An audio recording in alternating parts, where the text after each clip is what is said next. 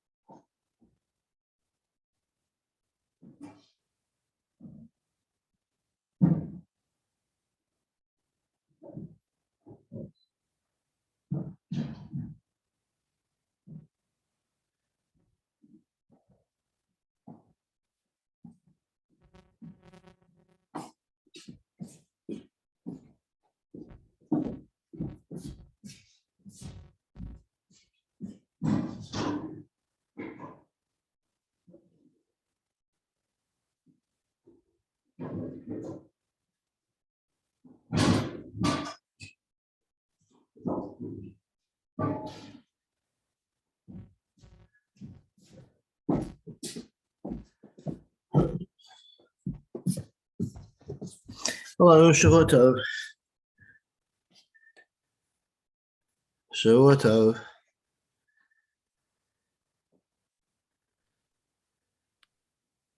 Shavua Tov Tov. Hi, how are you? Baruch Hashem, and you. Okay, shall we get started? We're on Yud Zion at the top, the Mishnah on the second line, 17a. Okay, so as a little background, We've seen some of this before in Chagigah.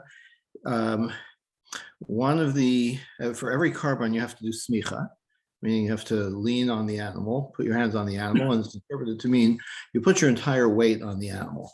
And there's a drabanan on Shabbos and Yantiv that you can't support your whole weight on an animal. And we saw that earlier in the Masechta. Now, of course, to riding, right, Dov? That's in regard to riding. Yeah, but doing smicha on the carbon is forbidden for the same reason. Okay. Now, when it comes to the avoda in the temple, the service in the temple that is a communal obligation and is prescribed by the Torah, like the Musaf offering and so on. Of course, that is prescribed specifically for Shabbos and Yom Tov, and of course is permitted. But here we're talking about voluntary offerings. And even the Chagigah, since it has a makeup day, there might be an issue with can you violate the rabbinic dictums of Shabbos and Yom Tov in order to bring it. Now, of course, the other thing about the Chagigah is that it's a shlamim and that you get to eat from it. So on Yom Tov, something that's ochel nefesh, something that is cooking for purposes of eating, is permitted. However, an ola, which is completely consumed on the altar, that is not doesn't have that out. So with that in mind, let's see the Mishnah. By Shammai Omrim, hang on a second, I'm going to open that. All right, here, do a little more.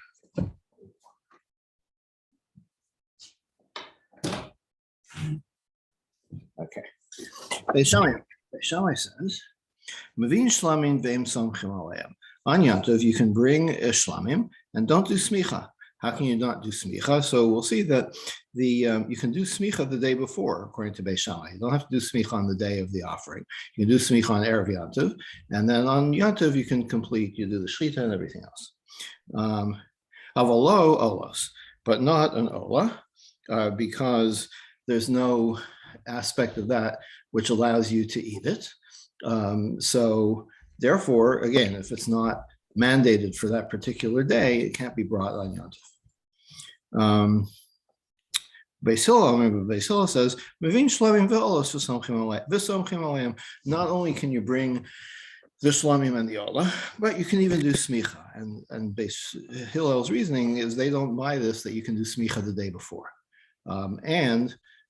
Since it is these offerings are designated for Yom Tov, and perhaps they're not taking into account, or maybe they don't agree with the idea that you can put them on, that you can do it on a future day, right? But you have to do it on the day of the Yom Tov, then it would be permitted. But we'll see some more details. So the case that the Mishnah brings is now kind of a specific instance of this same dispute. What happens? Shavuos falls on Friday. Now, what's the difference about Shavuos as opposed to the other ones? So we'll see in the Gemara is going to hash out that Shavuos is only one day, but according to some, it has a 7-day period in which you can fulfill the obligation of Shavua Tov. James, we're on Yud Zayin Amud Aleph at the Mishnah at the top. We just started. Thank you. Shavuos is only one day, but there is a view that, and it's the prevailing view, I believe, that you still have a 7-day period to bring these pilgrimage offerings. So what happens? Shavuos falls on Friday. So what's specific? What's different about Friday?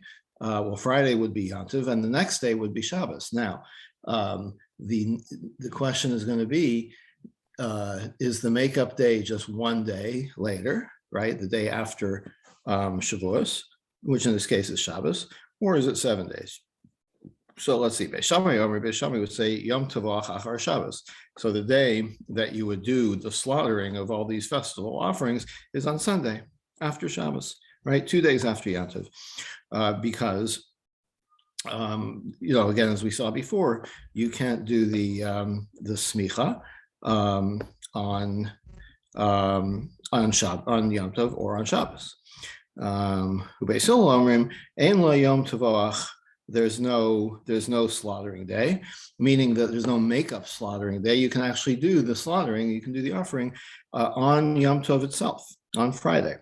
Umodim, but they admit she'im chalal lios b'Shabbos. What if Shavuos is on Shabbos? She'yom Tov achar Shabbos, and then you do the slaughtering on Sunday, the day after.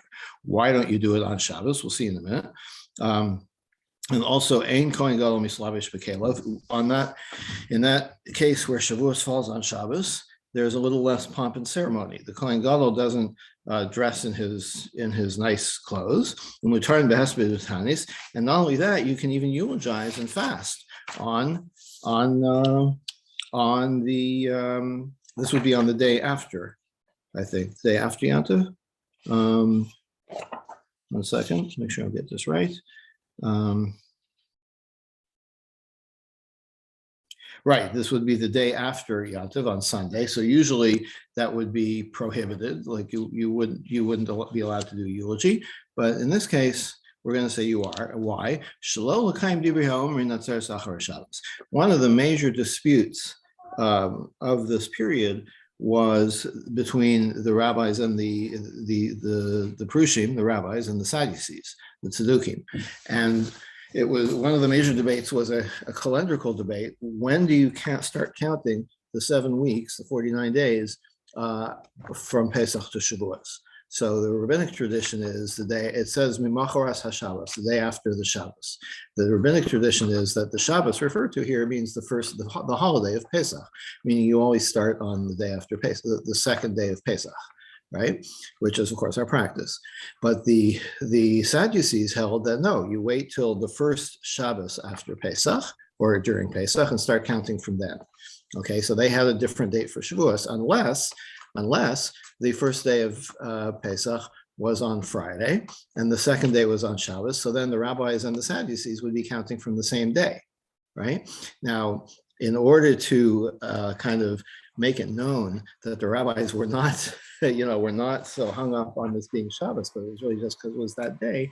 So they lessened the kind of pomp and ceremony around Shavuos, so that it wouldn't, so to make it clear that they were not buying into the Sadducees' view. Okay. Amar Elazar said, where do you get this idea from that you can bring the Chagigah for the whole 7 days, starting from the first day of Shavuos? Shenamar, because the verse links the 3 holidays. So in Re'eh, in the Torah reading for the holidays, we list all the holidays, and then at the end it mentions Sukkot and Samzak. 3 times a year you come to the temple on the pilgrimage. V'chag hamatzos, v'chag hashavuos, v'chag hasukos. Pesach, Shavuos, and Sukkos. So what's this summing up for? Makish chag hashavuos l'chag hamatzos. So we're connecting Shavuos to Pesach. We'll ask about Sukkos in a minute, but if we connect Shavuos to Pesach, for what purpose is that? Just as Pesach is a 7-day festival and you can bring the pilgrimage offerings all 7 days, the 7-day period applies to Shavuos as well, even though Shavuos is only 1 day. The Gemara says, wait a minute, why don't you connect Shavuos to Sukkos? Because all 3 of them are mentioned in the sentence. And how would you do that? There's an 8-day period because the 8th day, which is a festival in its own right, doesn't that count as a day that you can bring the pilgrimage sacrifice? So say that there's an 8-day period for Shavuos, right? So where it says Shmini Regel Bifnei Atzmahu, Gemara says no, it's not true. Yeah, Shmini Atzeres is a holiday, but it's not the Sukkot holiday. It's a separate holiday, right? So if it's a separate holiday, then there's not an 8-day period for the Chagigah. There's only a 7-day period for the Chagigah. Then you get another holiday, a separate one called Shmini Atzeres. Gemara says, wait, but that Amor Diamar Shmini Regel B'fnei Atzmahu, in what sense do we say that Shmini Atzeres is a separate holiday? Only for specific rules. Pazar Kashav. So this is an acrostic. Pazar Kashav, I'll get to in a second. But anything outside of these 6 things, for example, how long can you bring the pilgrimage offering? Tashlumin derishanu. Then it's considered it's part of Sukkot in that sense. Now, what are the by the way, what are the 6 ways in which Shmini Atzeres is considered a separate holiday? So this acrostic of Pazar Kashav is Pais. The first one is the lottery, right? The Kohanim would have a lottery over who got to do what.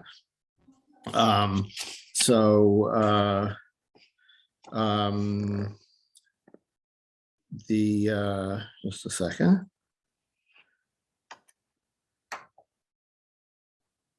Yeah, so it has a separate, like the Sukkos, there was a whole complicated thing about the Sukkos lottery. Since all the Kohanim served on holidays, right? Usually you have these 24 mishmaros, 24 groups, and they each took a week, 2 weeks during the year, right? But on the holidays were not considered part of that. All the Kohanim got to serve, but in order to impose some order, right? They said, okay, each group is going to get like 2 sacrifices out of the 48 that we're offering, or the 50 that were, sorry, there's 70, right?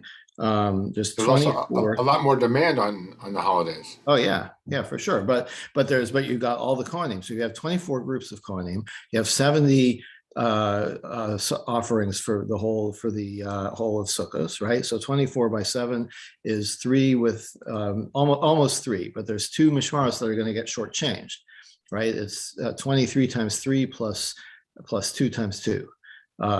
So 2 mishmaros are going to get shortchanged. So you would think, so Shmini Atzeres, we can give one of those mishmaros the one offering for Shmini Atzeres, so at least they'll have a makeup.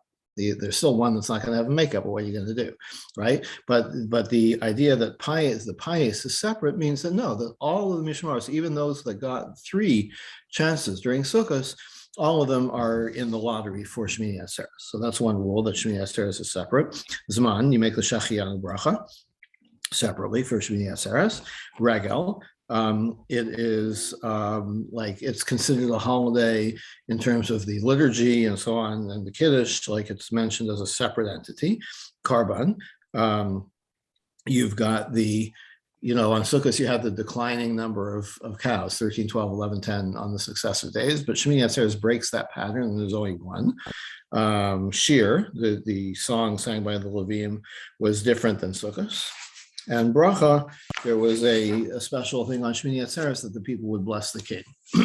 Okay, so that's a bit of a digression, but the point is that if that's the only way in which Shmini Atzeres is separate from Sukkot, then with regard to the Chagigah, it is not separate from Sukkot, and you can bring on the 8th day, you can still bring the Chagigah.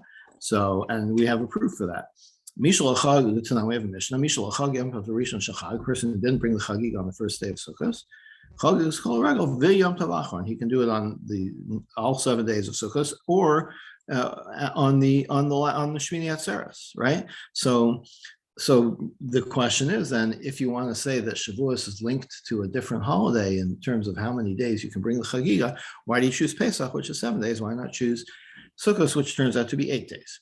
So the answer is, okay, tafasta meruba lo tafasta, tafasta muat tafasta. If you have a choice, right, you can't be expansive, like you're not sure which to compare it to, the 7 days of Pesach or the 8th day, the eight days of Sukkot. So choose the 7 days, because that you're for sure, 7 is included in 8, so you're for sure okay if you choose to compare it to equate it to Pesach.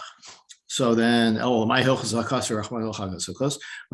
why did the Torah even include Sukkot in this sentence? Because we're in the paragraph. This is kind of a bogus question, I think, because really it's just summing up all the previous several paragraphs of all the holidays, right? It's summing up. It says, Pesach, Shavuos, and Sukkot, you come to Jerusalem and, and bring your offerings. But it's in the paragraph that describes Sukkot, right? It's not in a separate paragraph. So if we're already talking about Sukkot, you want to include, and also Pesach and Shavuos, remember, don't forget that I just told you to bring these offerings. Then why is Sukkot included explicitly in this sentence? So the answer is lakushe l'chagamasas. There's still, and it's equating it to Pesach. How so? Ma chagamatos toni. Now, just as on Pesach, you have to stay overnight, right? You come to Jerusalem, you offer the Pesach, you eat the Pesach, you can't leave. You go home. You have to stay overnight. We'll see how we know that in a minute. So Sukkos also, you come for Sukkos, you have to stay overnight. Well, and how do you know that for Pesach you have to stay overnight? I'm describing in the same parsha. In describing the Pesach offering, it says, like, bring the Pesach, come to Jerusalem, and then in the morning you can go home. Okay, implying that you had to stay overnight. And so by including Sukkos, linking Sukkos to Pesach, we also know that on Sukkos you have to stay overnight. Okay. It's not. We have a Mishnah. Shavuos comes on Friday. Then the day of slaughtering the pilgrimage offerings is 2 days later, on Sunday. Basil says there's no makeup day of slaughter. You do everything on Friday. My love, does that mean that they're saying, like, there's no makeups, like you have to do it on Friday? That contradicts this idea that we've been talking about, that there's a 7-day period. Where it says, no, that's it. You're not, there's not a necessity for having a makeup day. You could have done it on the actual day, on the Friday, the first day of Shavuos. You didn't do it. You could still have the makeup days, but there was no need to have a makeup day because you could have done it on the original day. So then, so what's it telling us? So in other words, you're saying that you could do it on Friday. So but we already have that teaching. We've already seen that in a different Mishnah. What's the other Mishnah? Beishamai says you can bring a shlamim, but don't do smicha on them. In other words, you could do smicha the day before. But you can't bring an olah because you can't eat that on Yom Tov, so there's no excuse to burn it. Beis Hillel says shlamim v'olos. That's our Mishnah, right? That you can bring both shlamim, meaning you can do the smicha on Yom Tov, and an olah, and you can do the smicha.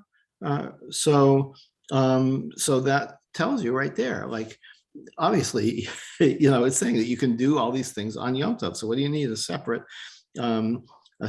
Mishnah to tell you the same thing. So Gemara says, okay, tzricha, I need both. If the Mishnah had only taught the first case that where Yom Tov is on any other day, baha kamrei Beis Shammai, maybe that's where Beis Shammai says that you can't bring the pilgrimage offerings on Yom Tov mishum daf shalom, because if Shavuos is on a Tuesday, there's no problem with Wednesday, right? It's not like it's Shabbos, right? But in the case where the Shavuos falls on Friday, the second Mishnah, then I would say, oh, okay, if you can't do it the next day, maybe Beis Shammai would say, all right, so now you have license to do it on Yom Tov itself. So it tells us now that you can put it off by 2 days when Shavuos falls on Friday.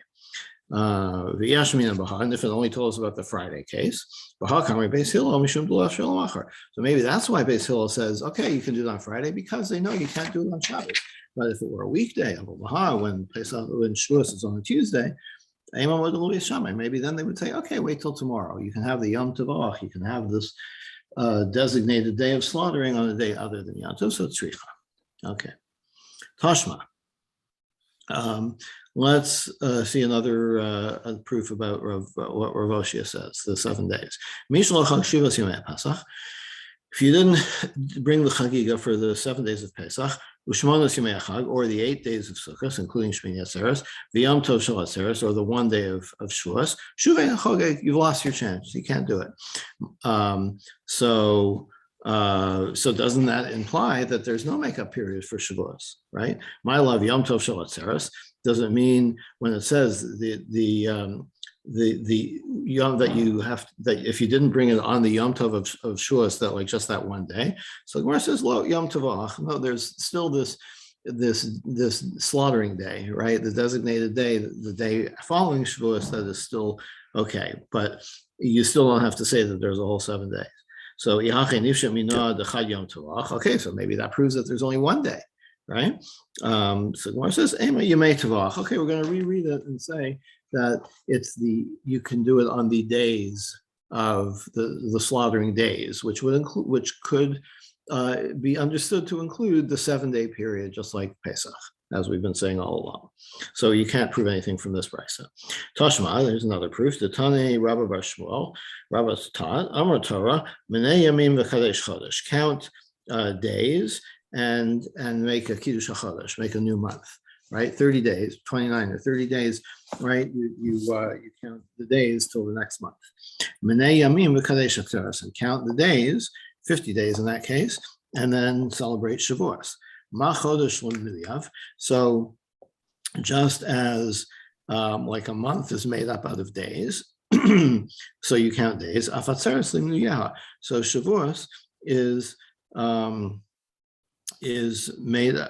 counted by the units that you count for. My love, Gomer Mechodesh, Machodesh Yom Echad, Avatzeres Yom Echad. So if you're equating Rosh Chodesh to Shavuos, how many days is Rosh Chodesh?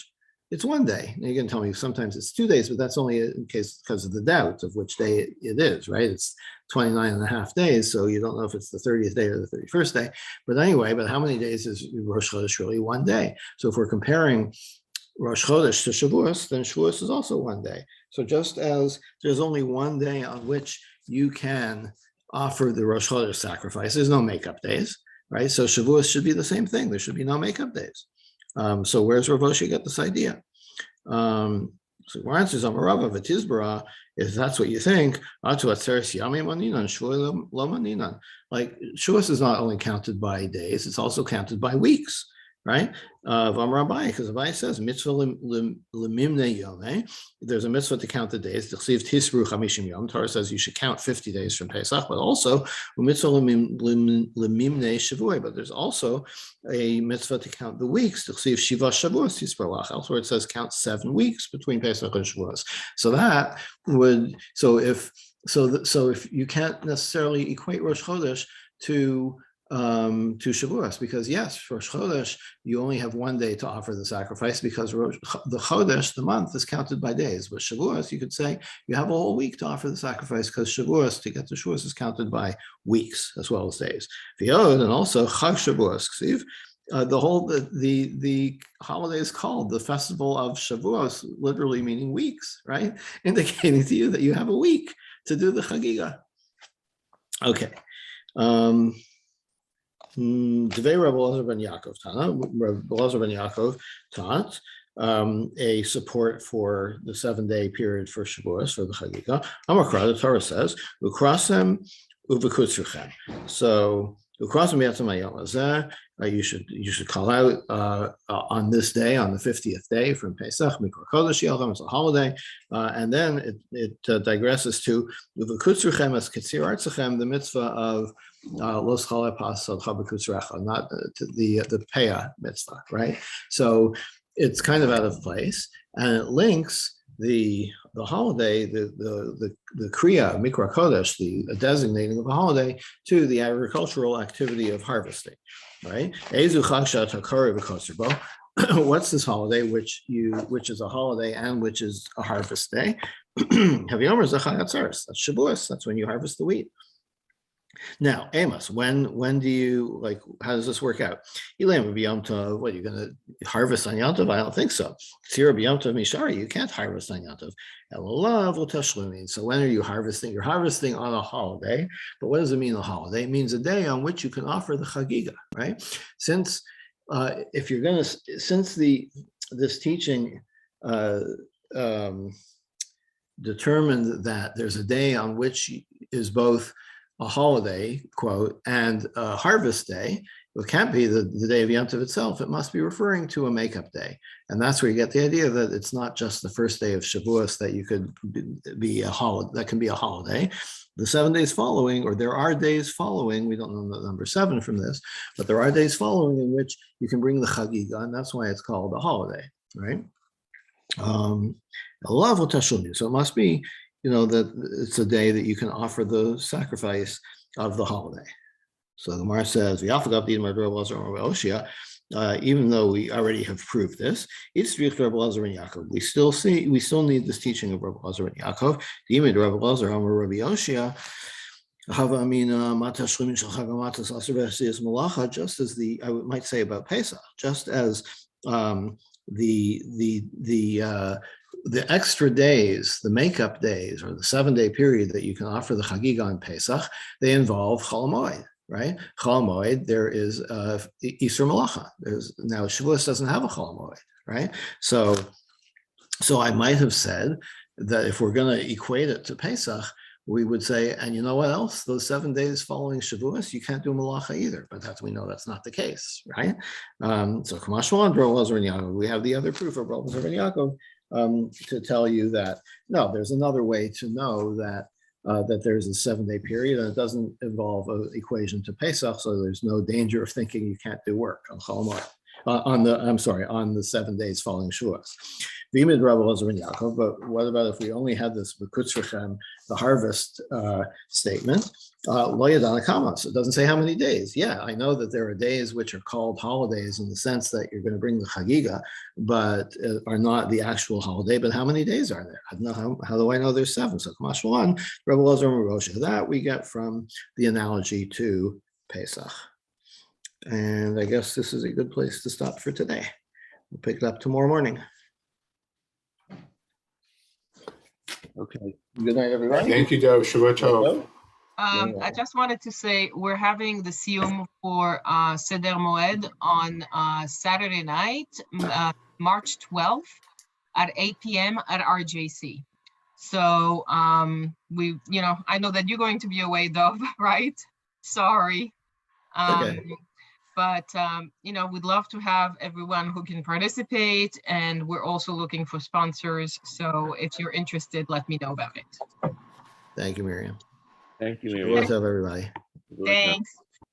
Shabbat Tov. Shabbat Tov.